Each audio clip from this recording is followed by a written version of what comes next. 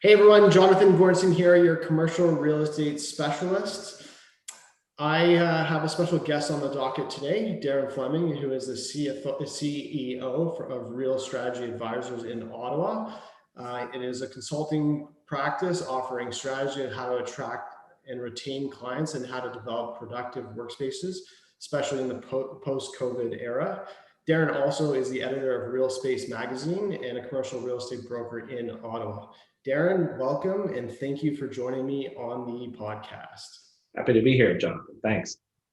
So as always, let's jump right into it. Darren, what is your general overview of what's happening in the workspace, whether it's industrial or just as commercial properties as a whole? So it's, we've spent 15, 16 months now of the pandemic where, the bulk of employees who didn't have a good excuse to be in the office were told to go home and stay home. And that's, it's been stressful. Now we're at the point where, generally speaking, senior leaders are expecting we're going to get to go back soon. And for the most part, I think most organizations, big and all the way to small, have been pretty good about reaching out to their employees and trying to get a sense of what they prefer when they go back. Right. Generally, the research that we've done and we've seen seems to be pretty consistent that the employer would like the employees to go back a little bit more than the employees would like to go back. Most employees seem to be saying they'd like to spend about 65% of the time at home, and the employers are saying we'd really like to see that be flipped on its head and have you 3 to 4 days in the office. But what I think is really interesting is we're still speculating. So we're about to kick off what I'm considering one of the biggest human office experiments ever, to see how this hybrid, that frankly we could have done before but typically didn't, really plays out. You said you do a lot of research. How do you conduct your research? Is it a survey? Do you interview people? What type of things are you doing to get that information to make those decisions? So we realized that there was a lot of management consulting that really ought to happen before a major, real estate project, with respect to understanding what was going on in the heads of the senior leaders. So part of our methodology is we spend a considerable amount of time doing individual interviews of the senior leader, the CEO, executive director, the bulk of the management team typically, and then key stakeholders, so key people, clients sometimes, influencers. So we do individual interviews. Out of that usually comes some data points that we have some question marks around. So then we will typically then do an employee survey, and potentially even some workshop. And so that workshop's a little bit harder to do in the pandemic. So we've had to get a little creative on how we sort of foster some of these conversations. So that's how we approach it. What is your main focus in commercial real estate right now? Are you focusing more on the properties or are you focusing more on the people? Well, I have two businesses. One, it's a bit of a family legacy business. We do retail property management. So that's kind of what kept our doors open during COVID when everything stopped for a while. But my personal practice for the last 20 years has been tenant representation, generally office. Yep. But in Ottawa, we've got folks who, are definitely in the industrial side as well. So I've done everything from armor factories to warehouses to high-tech companies to not-for-profits, but generally on the tenant side. Okay, so since you are involved in the market in Ottawa, what would you say the market condition is right now with your clients? Sure. So the biggest shoe that we're waiting to drop is what is going to happen with the federal government and their strategy for using office space. They've kept their mouth pretty shut because, at any given point in a minority government, there may be an election. But generally, what we hear is that they're planning to reduce their footprint, but it may take a long time. So Darren, I guess you are doing transactions in the Ottawa market. Maybe give our listeners some type of insight on what type of market conditions you're up to, or what the feeling is in the office market as a whole, or just in commercial real estate as a whole. Sure. the shoe we're waiting to drop is to really get definitive direction from the federal government, who's the bulk of our workforce here in Ottawa, on when they plan to reoccupy their space and how much they're going to occupy over the long term. Generally speaking, the word on the street, and we've heard some direction from some cogs in the real property group that over the next 20 years they're going to be reducing their footprint by as much as 30 to 50% as they fast forward their GC workplace, they're calling it, which is their activity-based work, and home quite a bit. They're looking at doing some interdepartmental shared assets that are co-working sites out in the suburbs to allow a public servant to, to come in and touch down and meet with their colleagues that isn't necessarily part of one department's real estate. But it's very easy to roll out those things and say that this is what's going to happen. It's sometimes a little bit different to make the department do it. So that'll be very interesting to see if the politicians decide to really endorse that. And it begs the question, if people are going to be home more or completely remote, do the jobs have to stay in Ottawa? So I think that it's a developing story that we're really only at the beginning of, and it's going to be really interesting to follow. And your listeners can read about it in Real Spaces magazine continue to probably the only voice that isn't necessarily in bed with all the landlords, pounding away on getting the real truth up there. Right. On the industrial side, we've seen some real tightening of our market. We have, rents that are they're approaching C-class office rents, which is like kind of mind-boggling because we don't have a big story here to begin with. Yeah. But to see warehouse rates hitting like $14 is starting to drive me insane. Right. We've had some very big installations built by Amazon. They're finishing off a 3 million foot installation along the 416, which is kind of the entrance into Ottawa. Right. But that e-commerce sort of run logistics train has really just jammed up our warehouse market, which isn't big to begin with. And if they have a dock, it rents, and it rents at very high rents. Right. As a workplace strategy consultant, you say commercial agents take a more holistic approach in their work. What do you mean by that? Like, do you want to expand on? Well, I think for years. Yeah, go ahead. I think for years, we were taught as practitioners to really run good procurement system for the client. We know the market will help you get the best deal. And so we would say things like, you should pick this option, Mr. Client, because it's a great deal. Right. But we never actually asked them what their business did, where they're trying to go. And we would say things as practitioners like, real estate's the second biggest expense in the balance sheet, therefore it's really important. And we'd stand around giving ourselves a group hug, knowing that we were dealing with the second most important thing. Right. Except it wasn't that important to the client. People-related outputs about how do we get great talent into our organizations? How do we keep them here? How do we give them the tools necessary to be productive enough to take the boat where I want it to go as a senior leader? And yet we were making real estate decisions on space allocations, layouts that really didn't even ask what people were like as individuals. So we'd say things like, well, the IT guys, they're all early adopters. They're going to love this collaboration space. And so let's take down all the walls, shove them in a pit, and they're going to love it. Right. And statistically, 60% of the bell curve might, 15% might think you're a superstar, but 15% of your workforce thinks you're a jerk. And we're the only industry I know. Like if I said to you, Jonathan, tomorrow, hey, the boss said we're all getting the most up-to-date modern car, computer, suit, any product you can imagine, you'd be excited. But if the boss came to you tomorrow and said, hey, we're modernizing the office, you get a little nervous. You're like, well, what does that mean to me? I've heard that sucks.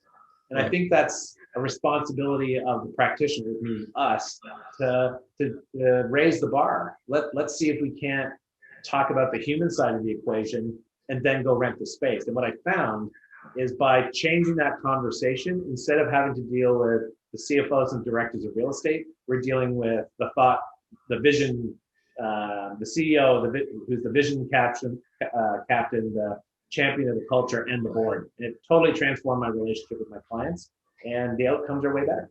Do you see a common denominator with all of them that I don't want to say that works with everyone, but it's right in front of their eyes, but they don't really see it. And then when you approach it, you're like, oh, you should just, like, this is step one. So the biggest one is that most leaders, senior people in an organization across any industry, are either baby boomers or were mentored by baby boomers. Right. And so when 20, 30 years ago, I call it, there was a human resource plentiful environment. You could always find another employee.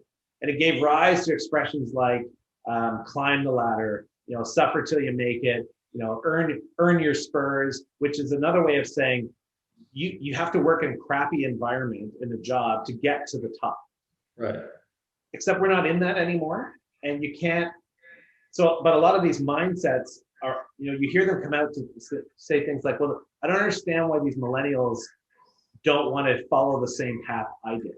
Right. We are in a human resource scarce environment that suggests that it is so expensive to get people into your organization. You go to trade shows, you go to their universities, you're giving hiring bonuses, you're spending your own executive time to mentor and train these people just to the point where they're trained, let alone the most productive.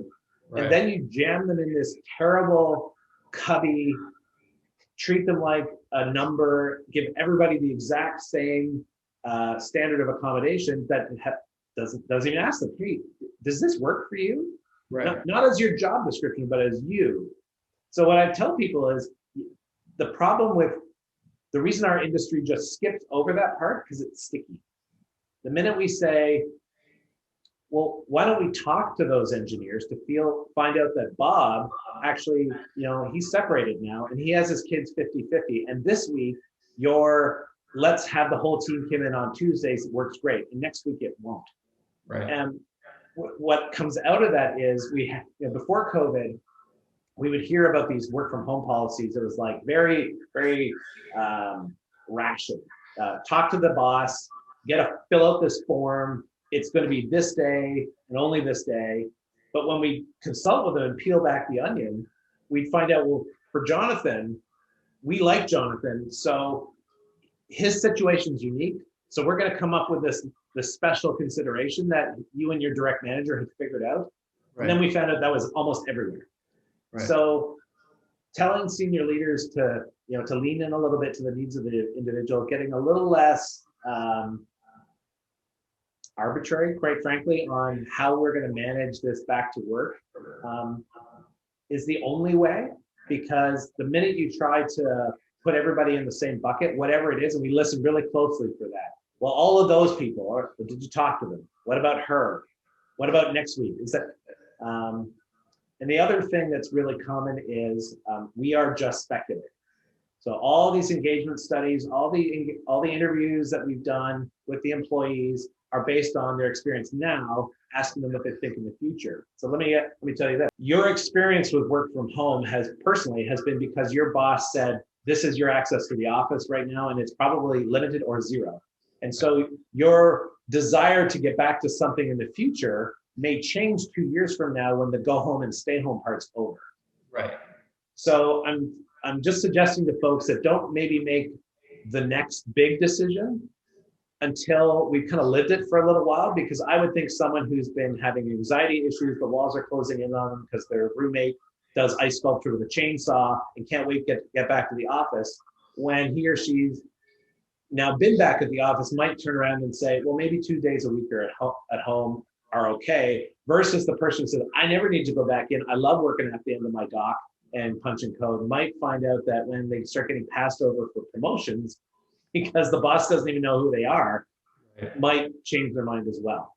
You definitely raised some very interesting points on the one-size-fit-all approach doesn't work anymore. And you really have to adapt to the newcomers coming in and the old comers and come up with a common ground, essentially.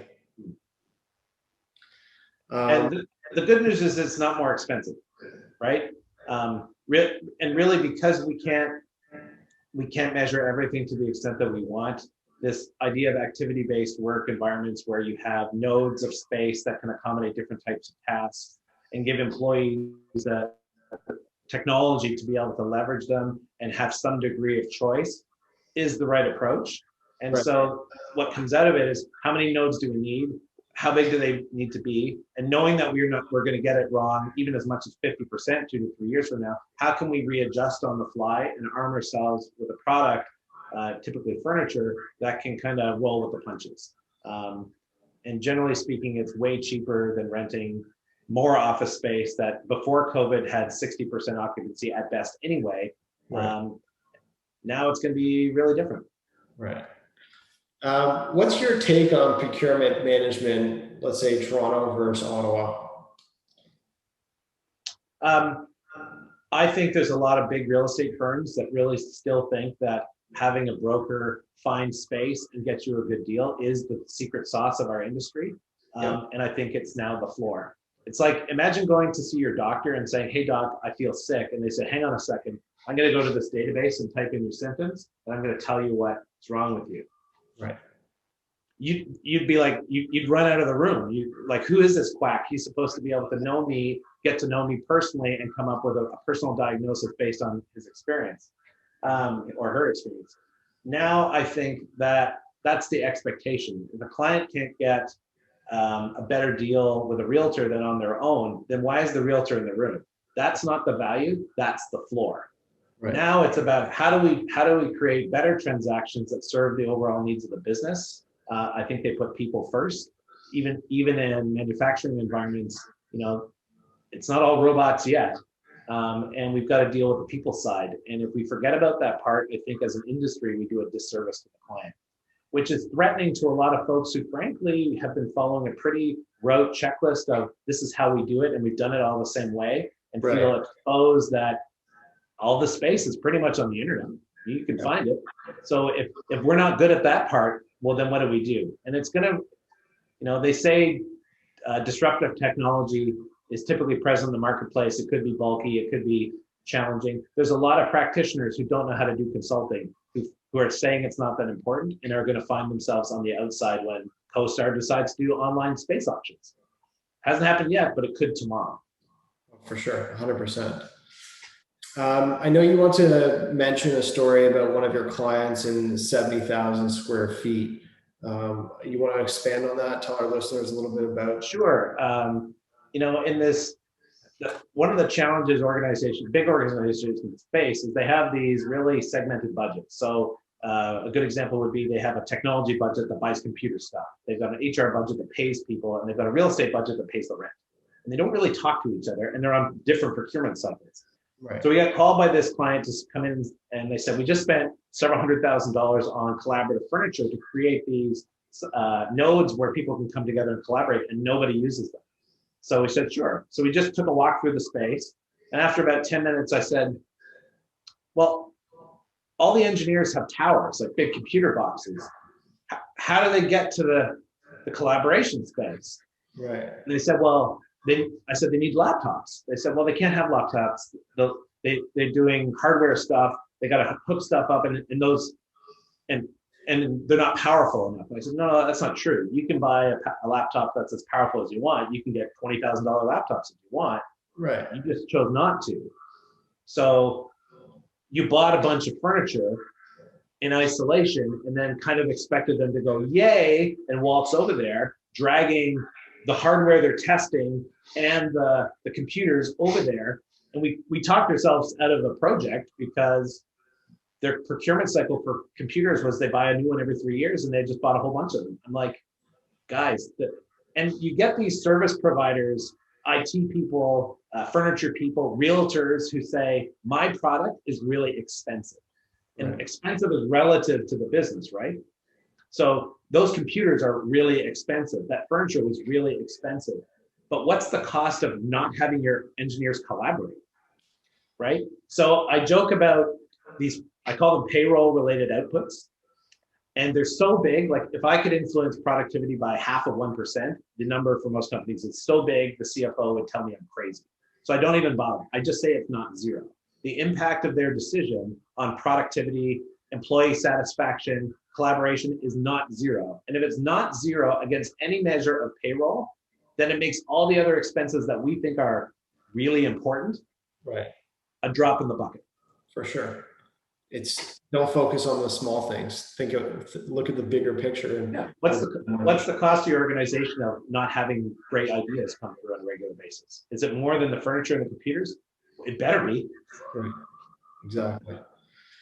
Darren, well, I want to say thank you for joining me on the Industrial Insider. I appreciate your insight and giving everyone some, I guess, tips to think about their personal space, their workspace, organization as a whole, how you're researching,